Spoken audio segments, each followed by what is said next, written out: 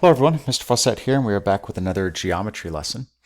Today we're going to look at certain conditions for quadrilaterals that would make that quadrilateral a parallelogram. So in our previous lesson, we looked at parallelograms and tried to figure out and prove the different properties of parallelograms. Today we're going to kind of work the other way and look at different properties that would allow us to say that a quadrilateral is a parallelogram. So we're going to be proving all these again just to have you think through why these are true for any quadrilateral to become, a parallelogram if it has certain properties. And then in class or on your own, you can look to apply these properties or conditions to different diagram problems. Actually adjust this a little bit, okay? Number one, just a little bit review to get you thinking. Describe the difference between the alternate interior angles theorem and the converse of the alternate interior angles theorem. Write down your answer on the blanks, then join us back for a discussion. Okay, so I just wrote out a little difference between the two.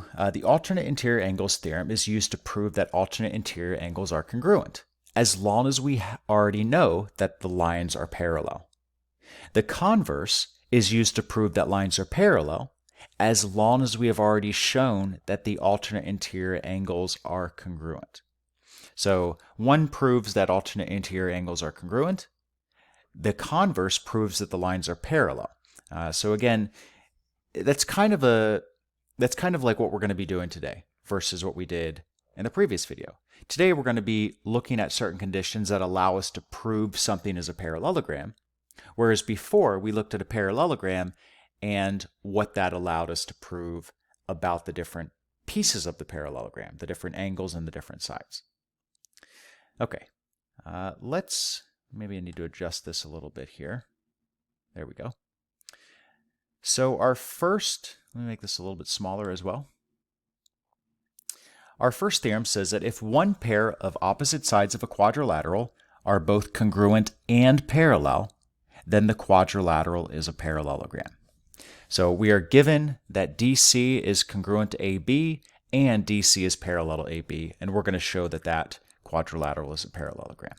Again, for all of these proofs, I would encourage you to pause the video, work through them on your own, rather than just listen to the explanations. Listen to the explanations afterwards, but attempt these on your own first. That's going to really help you think through these rather than just kind of sit and listen and try to understand that way. Okay, first thing I'm going to do is mark what has already been shown to be congruent. So DC, congruent to AB. I also know that it's parallel to AB. It also gives you a hint and says draw in diagonal AC. So I will do that. Okay, so my first statement, that was a given. Then I'm told that angle DCA is congruent to angle BAC. So DCA congruent to angle BAC. Well, we know that these lines are parallel, right? Which means that alternate interior angles are congruent by the alternate interior angles theorem. I'm then told that AC is congruent to itself. Of course, that's going to be the reflexive property of congruence.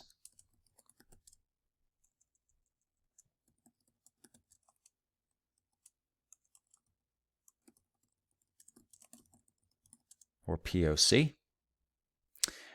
Then it looks like I have enough to prove that triangle ACD, let's do that in lime green, ACD, I have enough to show that that is congruent, let's do the other one in orange, to triangle CAB.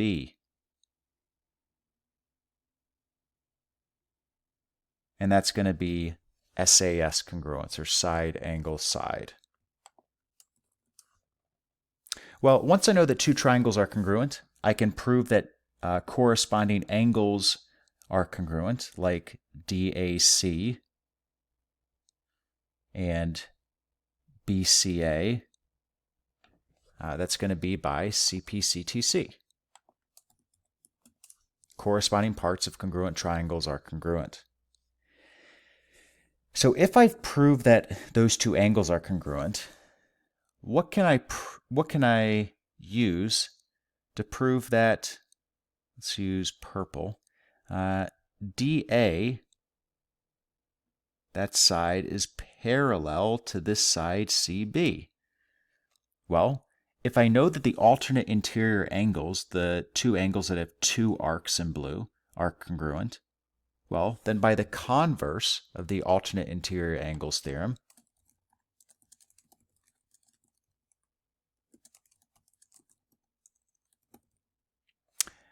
I can prove that those purple segments are parallel. And again, that's kind of what we discussed up above.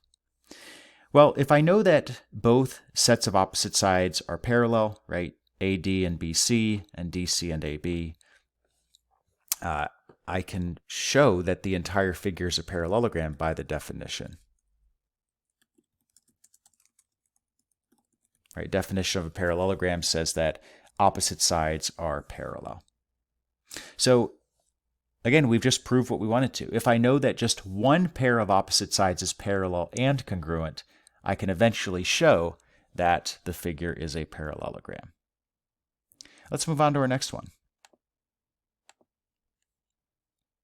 I believe we have 4 to do. So this theorem says if both pairs of opposite sides are congruent of a quadrilateral, then the quadrilateral is a parallelogram. So again, look at what you're given, look at what you're trying to prove, look at the hint, and try to work your way through it. So first thing I'm going to do is label what I'm given. I know that DC is congruent to AB, and DA is congruent to CB. And it also says draw in the diagonal AC to help. So I will go ahead and do that. Let's start filling in my reasons. First one is given. Then I'm told that AC is congruent to itself. Again, reflexive property of congruence. You'll notice that a lot of these are the same between these proofs because we're working with the same type of diagram. I'm going to label it as POC this time. And that is enough to show that ACD, that triangle, do lime green, ACD is congruent to triangle CAB. This time it's going to be side, side, side congruence. I then know that angle CAD is going to be congruent to angle ACB. Well, CPCTC, right? Corresponding parts of congruent triangles are congruent.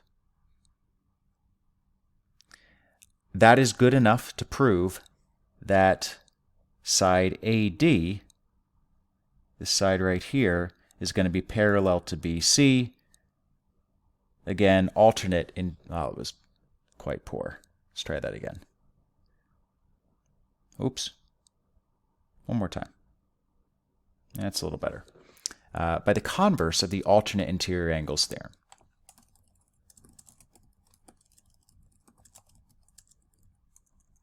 Not angles, angles. There we go. Okay, let's do angle DCA is congruent to angle BAC.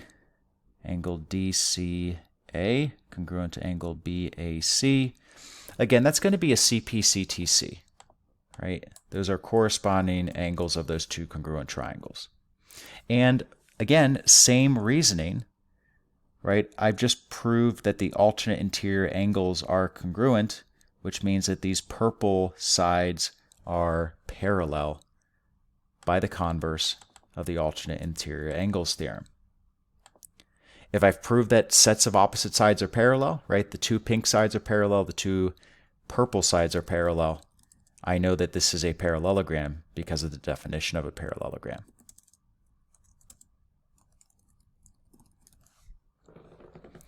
So if opposite sides are congruent in a quadrilateral, then we know that the quadrilateral must be a parallelogram. Halfway there? 10 minutes in. Let's keep on going. Maybe we can make this video under 20. Next theorem, if both pairs of opposite angles of a quadrilateral are congruent, then the quadrilateral is a parallelogram.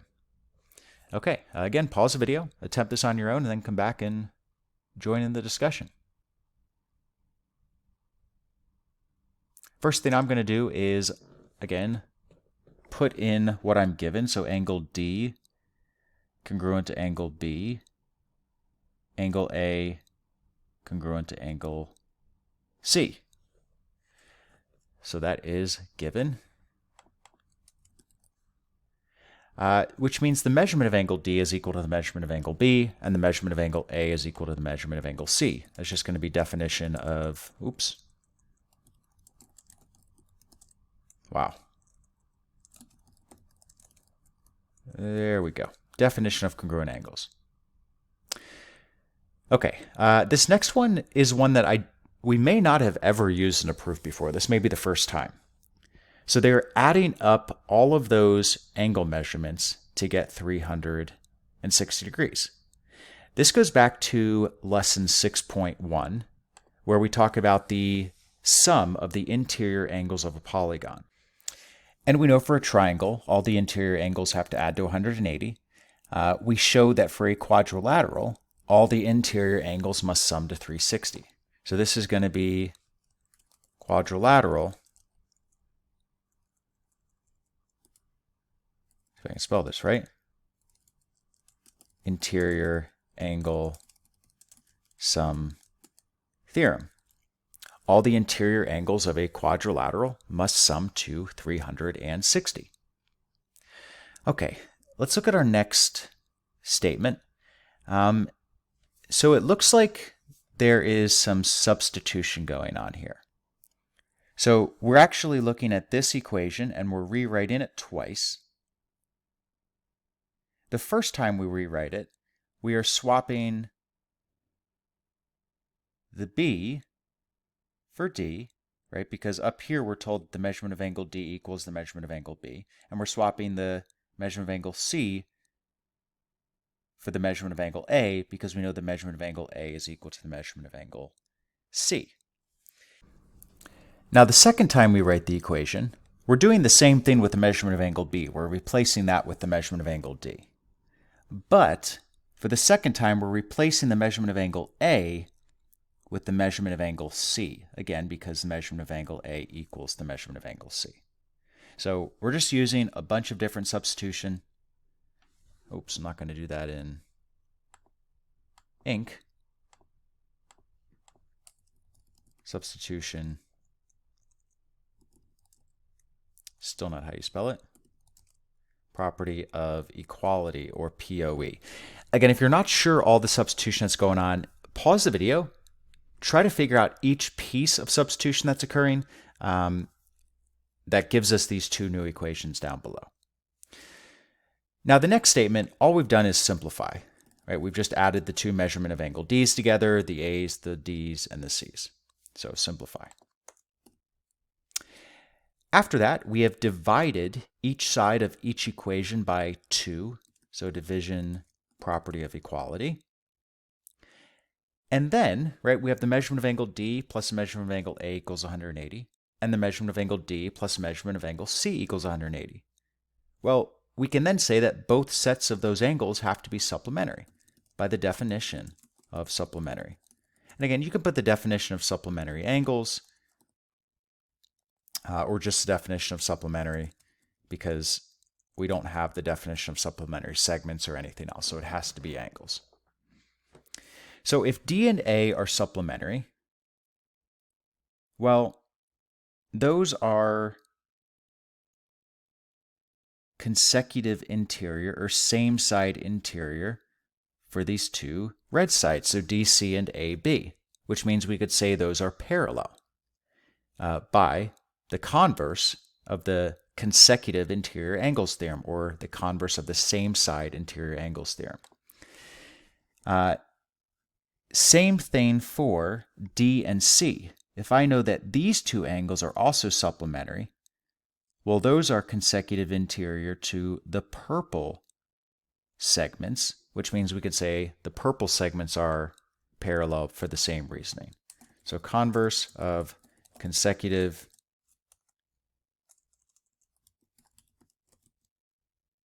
my goodness, there we go. Nope. There we go. Again, you could also say same side interior angles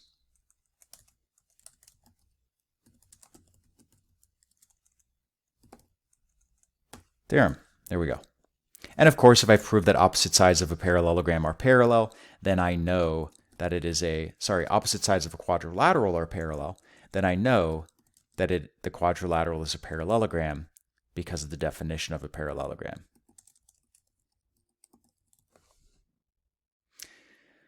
Okay, now let us move on to what is our last theorem.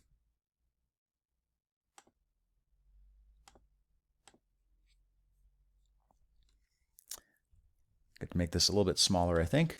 All right, there we go. So if the diagonals of a quadrilateral bisect each other, then the quadrilateral is a parallelogram.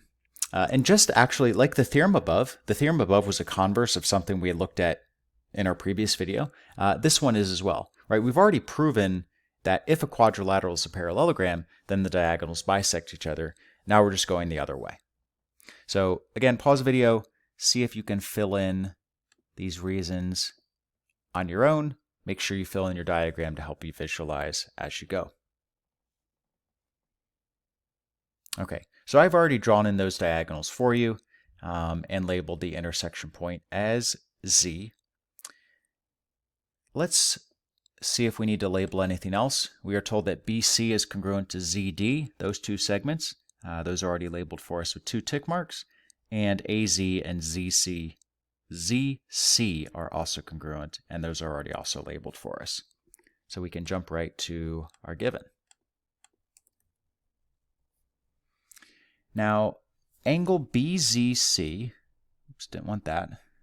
Angle BZC, this angle right here, that is congruent to angle DZA. Let's make that a little bit better.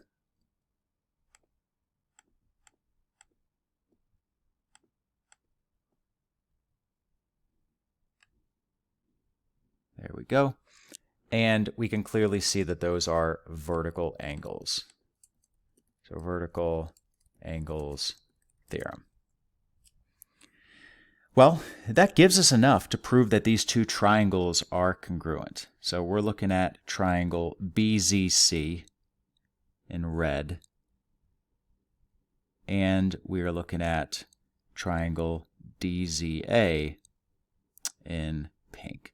And that would be due to SAS congruence, side angle side.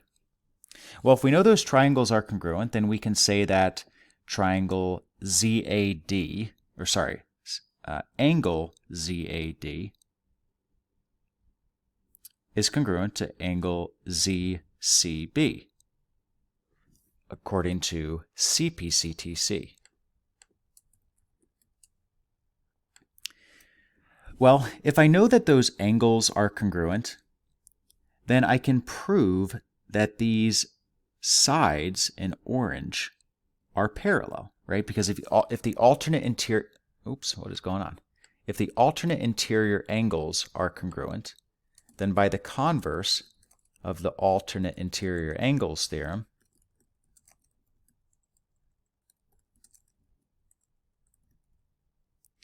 I can prove that the segments or the lines are parallel. In this case, we have segments. Then I have angle BZA.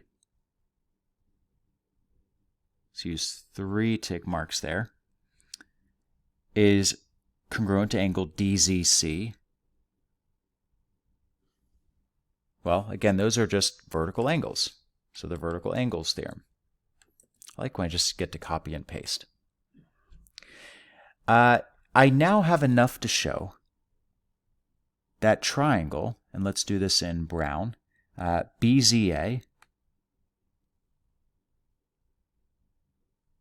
is congruent, I'll do lime green to triangle DZC. This triangle right here. So the brown and the lime green. And again, that is due to SAS congruence, side angle side. Well, if the triangles are congruent, then I can show that these two angles are congruent. I have angle ABZ. We're up to 4 arcs. I may have said tick marks earlier. Hopefully I said arcs. Is congruent to angle CDZ. 1, 2, 3, 4. And again, that would be due to CPCTC.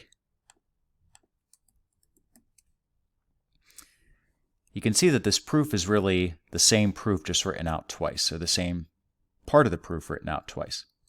If I know that those angles are congruent, I can say that these purple segments or sides are parallel because of the converse of the alternate interior angles theorem again. Right? If the alternate interior angles are congruent, those segments have to be parallel. And I've now proved that opposite sides of this quadrilateral are parallel, right? The purple and the orange sides. So by the definition of a parallelogram, I can prove that ABCD is a parallelogram. Okay, we're just about 20 minutes. Just as in last video, we're just going to stick with the proofs for the video, and during class or on your own, you can work on applying these concepts to different diagram problems. So we're going to stop it here. As always, enjoy the rest of your day, and we'll look forward to seeing you again next time.